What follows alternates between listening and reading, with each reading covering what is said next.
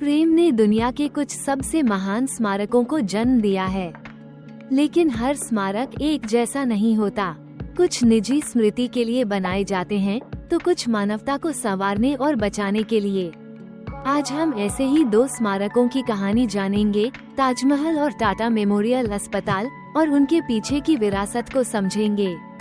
ताजमहल, जिसे मुगल बादशाह शाहजहां ने बनवाया, अक्सर प्रेम का अंतिम प्रतीक कहा जाता है। यह उनकी प्रिय पत्नी मुमताज महल के लिए श्रद्धांजलि थी और उनके प्रेम व दुख का प्रतीक भी। इसकी सुंदरता अद्वितीय है, लेकिन इसका उद्देश्य पूरी तरह व्यक्तिगत था, एक व्यक्ति के प्रेम की निशानी। सर दोराबजी टाटा ने भी अपनी पत्नी लेडी मेहरबाई के लिए एक स्मारक बनाया, लेकिन ताजमहल से अलग उनका उद्देश्य केवल व्यक्तिगत स्मृति तक सीमित नहीं था।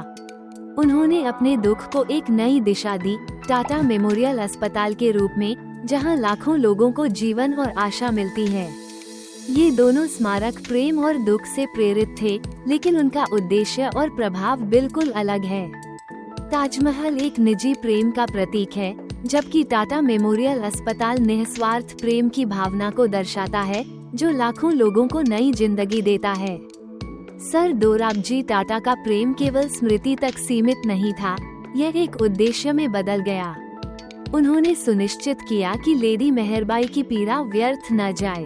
उनकी विरासत केवल एक इमारत नहीं, बल्कि लाखों के लिए जीवन रेखा है। ये सच्चे प्रेम की ताकत है, जब वो व्यक्तिगत संतोष से आगे बढ़कर मानवता के कल्याण का माध्यम बनता है। प्रेम स्मारक बना सकता है, लेकिन यह आशा भी जगा सकता है। सर दोराबजी टाटा की विरासत हमें सिखाती है कि प्रेम के सबसे महान कार्य वे हैं, जो दूसरों को जीवन और उम्मीद देते हैं।